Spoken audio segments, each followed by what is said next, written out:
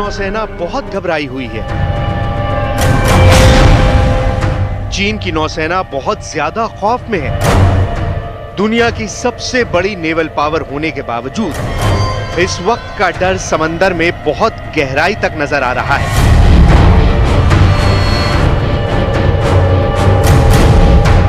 जब से चीन को पता चला है कि ताइवान की बहुत ही खास पनडुब्बी उसकी नौसेना में शामिल होने वाली है, चीन के हौसले तार-तार होते नजर आ रहे हैं।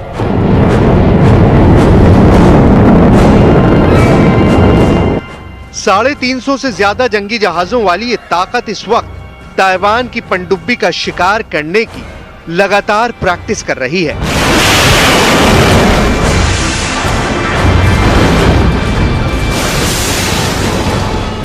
ऐसा डर तब है जब ताइवान के पास सिर्फ 4 पनडुब्बियां हैं, जबकि चीन की सबमरीन फोर्स में 60 पनडुब्बियां हैं और इनमें से भी 10 न्यूक्लियर पावर से चलती हैं। ताइवान की 4 पनडुब्बियों के बीच एक 5वीं पनडुब्बी कैसे चीन के लिए बहुत बड़ा खतरा बन सकती है? कैसे एक पनडुब्बी चीन के कैरियर बैटल ग्रुप को खत्म कर सकती है? इसकी पूरी रिपोर्ट देखने से पहले देखिए ताइवान की नई पनडुब्बी के बारे में लेटेस्ट रिपोर्ट क्या है। ताइवान की ये पनडुब्बी को लेकर चर्चा बहुत ज्यादा है और इसे यहाँ के लोग चीन को टक्कर देने वाले बड़े हथियार के रूप में देख रहे हैं। ताइवान दावा करता है कि ये पनडुब्बी उसने पूरी तरह से खुद बनाई है और अब इसे सितंबर में लॉन्च किए जाने की भी तैयारी है। लेकिन सितंबर में तो अभी काफी वक्त बाकी है और उससे पहले खबर ऐसी भी है कि चीन किसी भी दिन किसी भी वक्त ताइवान पर हमला कर सकता है।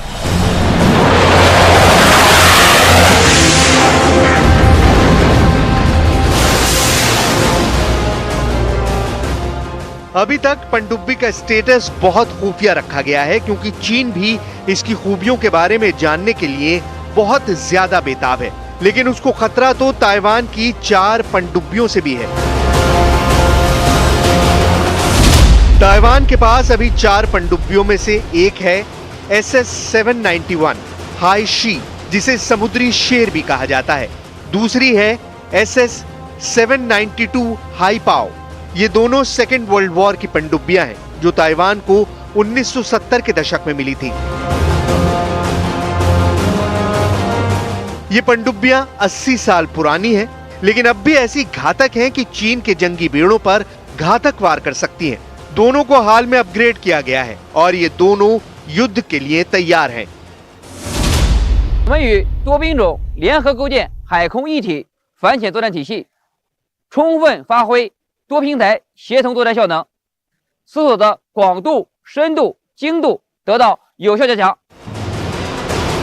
वैसे चीन को हाई शी और हाई पाओ के मुकाबले सबसे ज्यादा खतरा ताइवान की 2 और पनडुब्बियों से है। एक है SS-793 हाईलुंग, जिसे सी ड्रैगन भी कहा जाता है, और दूसरी है SS-794 हाई हू, जिसे सी टाइगर यानी समुद्री बाघ कहा जाता है। 1980 के दशक में नीदरलैंड से ली गई ये पनडुब्बियां भी पुरानी है, लेकिन चीन के लिए तो बहुत ही घातक है। ये दोनों पनडुब्बियां हैवीवेट टॉर्पीडोज से लैस हैं और 2008 में इन्हें अमेरिका से खरीदी गई हार्पून मिसाइल से भी लैस किया गया है।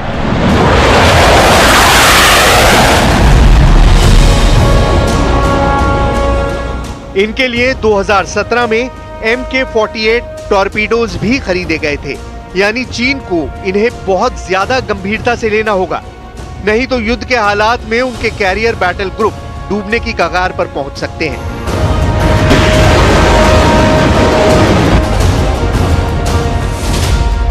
अमेरिका अभी तक ताइवान का वो सबसे बड़ा साझेदार है जो उसे पनडुब्बी से जुड़ी तकनीक देता है। आने वाले समय में ताइवान कुछ और देशों जैसे जापान की भी मदद ले सकता है, लेकिन फिलहाल चीन और उसके बीच करीब 180 किलोमीटर चौड़े समुद्री गलियारे में कोई नहीं है और ताइवान को अपनी हिफाजत खुद करनी है। ऐसे में ताइवान की नेवी को भी आक्रामक भूमिका में उतरना पड़ सकता है। ताइवान की पनडुब्बियों को रोकना चीन के लिए बहुत बड़ा चैलेंज बन गया है। चीन के जंगी जहाजों के सोनार यानी पानी के नीचे पनडुब्बियों का पता लगाने वाला रडार लगातार एक्टिव है।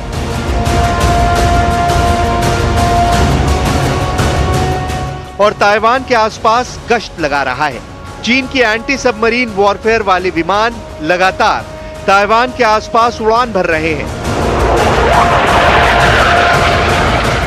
कि किसी तरह भी ताइवान की पनडुब्बियों का ठिकाना पता लग जाए। एंटी सबमरीन वॉरफेयर में चीन ने हाल में बहुत ज्यादा निवेश किया है और उसने अपने कई हेलीकॉप्टर्स भी ऐसे उपकरणों से लैस किए हैं जो पनडुब्बियों का पता लगा सकते हैं।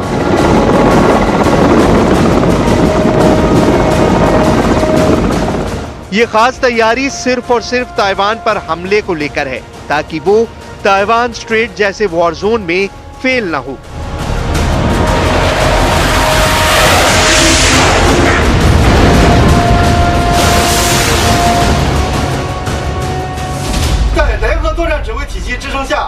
我们多次搜索发现，稳定跟踪，模拟攻击目标，并展开综合防抗训练，全面提升了部队联合反潜作战能力。 चीन के डर से जाहिर है कि ताइवान को अपनी पनडुब्बी वाली ताकत को बढ़ाना पड़ेगा। इसमें कोई शक नहीं कि अमेरिका का 7वां बेड़ा और उसकी पनडुब्बी वाली फोर्स चीन को रोकने के लिए हमेशा मौजूद है। लेकिन यूक्रेन में अमेरिका ज़ेलेंस्की को पुतिन के रहमो-करम पर छोड़ चुका है। लिहाजा ताइवान को भी इस बात को समझना होगा कि उसका सबसे बड़ा डिफेंस उसकी अपनी ताकत ही होगी।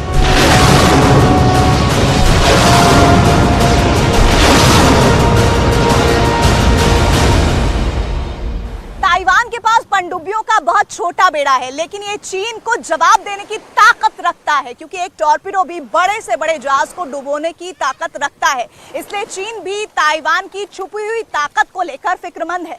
हालांकि पनडुब्बी चीन की तरफ से होने वाले पहले हमले को रोक नहीं सकती है, लेकिन इसका समंदर की गहराई में मौजूद होना चीन के वॉरशिप के लिए लाल लकीर खींचने जैसा होगा और इसके रहते हुए चीन के जंगी जहाज ताइवान की तरफ बढ़ने से घबराएंगे।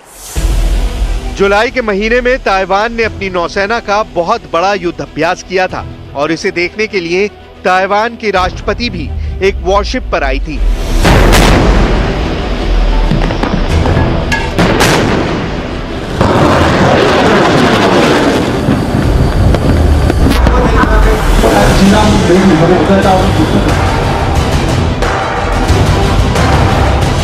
तब ताइवान की पनडुब्बियों की झलक दुनिया ने देखी थी और चीन भी तभी से इन पर लगातार नजरें गड़ाए हुए है।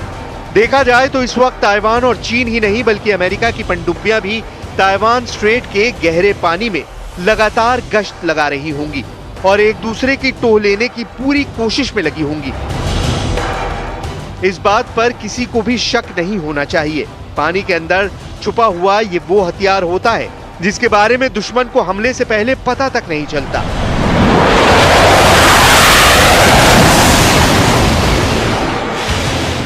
इसलिए ताइवान इसी ताकत को अब अपने सबसे बड़ा हथियार बनाने की राह पर है। लेकिन चीन वाला खतरा तो उसके सामने खड़ा हुआ है। सिर्फ 2021 में ही चीन ने 961 मिलिट्री विमान ताइवान की हवाई सीमा में घुसपैठ के लिए भेजे थे। इनमें 17% तो Y-8 एंटी सबमरीन एयरक्राफ्ट जो खासकर ताइवान की सबमरीन वाली गतिविधियों पर नजर रखने के लिए थे। 2022 के आंकड़े तो इससे भी ज्यादा गंभीर हैं, जो सीधे युद्ध वाले माहौल को तैयार कर रहे हैं। वैसे ताइवान से ज्यादा चीन को अमेरिका की नेवी से भी खतरा है और साथ में जापान की पनडुब्बियां भी इस इलाके में चीन पर नजर नहीं रखेंगी। इस बात को मानना गलत होगा। यानी चीन के सामने खतरा चौतरफा है। सतह और आसमान पर वो चाहे ताइवान के मुकाबले बहुत पावरफुल नजर आए, लेकिन पानी के नीचे कौन किसको टारगेट करेगा ये तो युद्ध के वक्त ही पता चलेगा। और ऐसे में ताइवान तो चीन को बहुत बड़ा सरप्राइज दे सकता है, इसमें किसी को कोई शक नहीं होना चाहिए।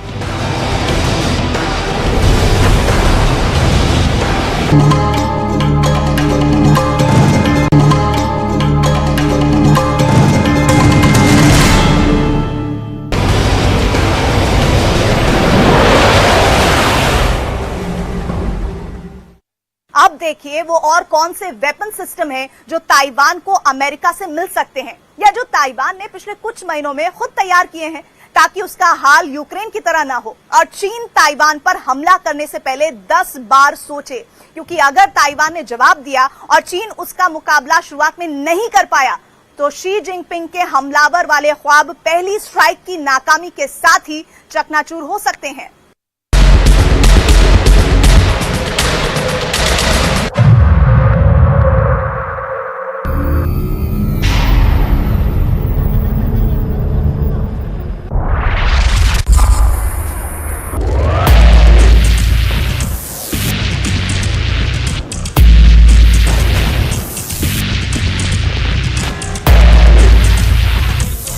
ताइवान ने बहुत आक्रामक होने की ठान ली है। ताइवान की पनडुब्बी ही नहीं, ताइवान की एक मिसाइल भी तैयार है जो चीन पर गहराई तक जाकर हमला कर सकती है। ताइवान की नई मिसाइल कितनी खतरनाक है, ताइवान की मिसाइल कितनी दमदार है, कितनी जोरदार है, इस मिसाइल का कयामत वाला धमाका कैसे जिनपिंग के होश उड़ा सकता है, कैसे उनका दबदबा एक झटके में खत्म कर सकता है, ताइवान की नई मिसाइल चीन को कैसे डरा सकती है, सब दिखाएंगे। लेकिन इससे पहले देखिए कि चीन पिछले कुछ महीनों में कई बार ताइवान के एयर स्पेस का उल्लंघन कर चुका है। ऐसा रोज हो रहा है जब उसके कई फाइटर एक साथ ताइवान के आसमान में एंटर करते हैं। जिनपिंग ऐसे हालात बनाकर ताइवान को न सिर्फ भड़काना चाहते हैं बल्कि वो बाइडेन को भी अमेरिका की मजबूरी का एहसास कराना चाहते हैं। ये शी जिनपिंग का बहुत बड़ा ख्वाब है कि वो ताइवान को पूरी फोर्स के साथ चीन के अंदर मिला ले, लेकिन बड़ा सच ये है कि ताइवान चीन का अकेला कभी मुकाबला नहीं कर सकता। लेकिन आमने सामने का मुकाबला हो गया तो ताइवान चीन को जरूर नुकसान पहुंचा सकता है, जो चीन जैसी बड़ी ताकत को शर्मिंदा कर दे। लिहाजा अब देखिए चीन के कौन कौन से शहर ताइवान की गेम चेंजर मिसाइल के टारगेट पर हो सकते हैं। ये बीजिंग है, चीन की राजधानी, चीन की आन बान शान, और यहां का सुकून ताइवान की नई मिसाइल एक बटन दबाए जाने के बाद खत्म कर सकती है। सवाल है कि क्या इस शहर को टारगेट बनाकर ताइवान चीन को सबसे बड़ी टक्कर देगा। ये शंघाई शहर है, चीन की आर्थिक कैपिटल और एशिया के साथ पूरी दुनिया में अर्थव्यवस्था को नई दिशा देने वाला महानगर। इस शहर पर जिनपिंग को सबसे ज्यादा नाज है। क्या ये शहर भी ताइवान की रेंज में है? अगर ताइवान की नई मिसाइल इन शहरों पर पड़ी तो तबाही कितनी ज्यादा होगी। इसे समझने से पहले आप ताइवान की नई मिसाइल की डिटेल जान लीजिए। ताइवान ने ऐसी क्रूज मिसाइल तैयार कर ली है जिसकी रेंज 2000 किलोमीटर तक है। इस मिसाइल का नाम है यूनफैंग। ये सुपरसोनिक क्रूज मिसाइल है और इसकी रफ्तार इतनी ज्यादा है कि चीन का एयर डिफेंस इसे रोकने में कामयाब रहेगा, इसकी कोई गारंटी नहीं है। पहले इस मिसाइल की रेंज 1000 किलोमीटर थी, लेकिन अब ताइवान ने इसकी रेंज बढ़ाकर 2000 किलोमीटर तक कर दी है। ताइवान ने यूनफैंग क्रूज मिसाइल पर 1996 में काम शुरू किया। तब चीन ने कई मिसाइल परीक्षण करके ताइवान को डराने की कोशिश की थी।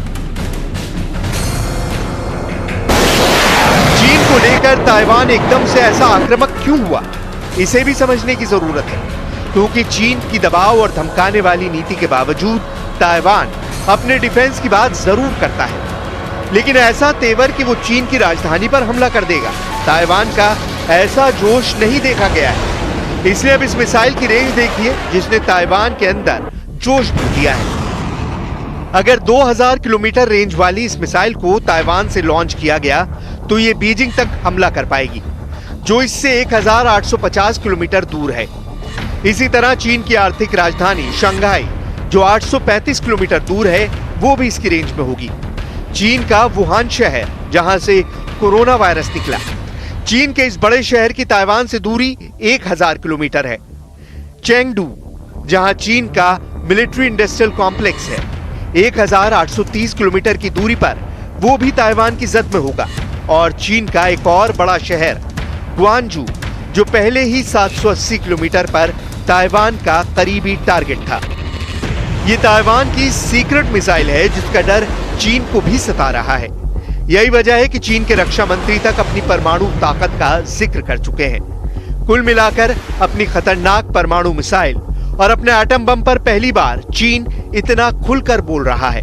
अब तक जो चीन अपने परमाणु असलहे पर खामोश रहता था और चुपचाप उनकी रेंज बढ़ाने पर काम करता था, वो अब दुनिया को बता रहा है कि उसके न्यूक्लियर हथियारों को हल्के में ना लें। और ऐसा वो ताइवान के मुद्दे पर एक तरह से अमेरिका को भी चेतावनी दे रहा है, क्योंकि अमेरिका ही ताइवान का सबसे बड़ा डिफेंस सप्लायर है और इस वक्त ताइवान को नए हथियार देने की मांग अमेरिका में लगातार उठ रही है। चीन को ताइवान के हाथों बड़ी बेइज्जती का सामना करना पड़े, ऐसा तो बाइडेन भी देखना चाहेंगे, जापान भी चाहेगा और पूरा क्वाड चीन का यही हश्र देखना चाहेगा। अमेरिका में जिन बड़े हथियारों को ताइवान को फौरन सप्लाई करने की बात की जा रही है, अमेरिका से लगातार मांग उठ रही है कि ताइवान को फौरन 66 नए F-16 दे दिए जाएं। अगर ऐसा हुआ तो ताइवान के पास जो F-16 मौजूद हैं, उनकी तादाद 200 के पार पहुंच जाएगी। F-16 एक मल्टी रोल फाइटर है और यह दुनिया का सबसे कामयाब फाइटर माना जाता है। यह दुनिया का सबसे भरोसेमंद लड़ाकू विमान भी कहा जाता है। ताइवान पहले से ही ऐसे 140 फाइटर जेट उड़ा रहा है और उसके पायलट इस विमान को बहुत अच्छी तरह समझते हैं। F-16 का सौदा फाइनल हुआ तो ये चीन के लिए बहुत डराने वाली बात होगी। वो नहीं चाहेगा कि अमेरिका किसी भी तरह के हथियार ताइवान को सप्लाई करे। अब देखिए ताइवान की दूसरी बड़ी डिमांड, यानी M1A1 एब्राम टैंक। ये टैंक गजब का है। ये अमेरिका का मेन बैटल टैंक है। इसकी फायर पावर का कोई मुकाबला नहीं। दोनों खाड़ी युद्ध में अमेरिका ने इसका बहुत कामयाबी से इस्तेमाल किया और अब ये यूरोप में नेटो की फ्रंटलाइन फोर्स का भी सबसे आक्रामक हथियार माना जाता है। अगर ये टैंक ताइवान को मिलता है तो वो ऐसे तमाम मोर्चों को हैंडल कर सकता है जहां चीन अपनी फोर्स को ताइवान की जमीन पर उतार सकता है। 67 टन की ये भारी भरकम मशीन जब चलती है तो युद्ध में मौजूद सैनिकों को एक अलग भरोसा देती है।